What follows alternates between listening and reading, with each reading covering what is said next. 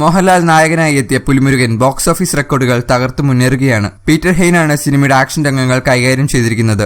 ചിത്രത്തിൽ യഥാർത്ഥ കടുവയാണ് ഉപയോഗിച്ചിരിക്കുന്നത്. പീറ്റർ ഹെയ്ന്റെ കീഴിൽ ബാങ്കോക്കിൽ നിന്നെത്തിയ പരിശീലകരാണ് കടുവയെ പരിശീലിപ്പിച്ചത്. ചിത്രത്തിന്റെ സെറ്റിലെ സാഹസികത നിറഞ്ഞ ഒരു രംഗം പീറ്റർ ഹെയ്ൻ ഫേസ്ബുക്കിലൂടെ പങ്കുവച്ചു. പുലിമുരുകൻ ചിത്രീകരണത്തിനിടെ കടുവയുടെ ചലനങ്ങൾ ക്യാമറയിൽ പകർത്തുന്ന പീറ്റർ ഹെയ്ന്റെ ദൃശ്യങ്ങളാണ് വീഡിയോയിലുള്ളത്.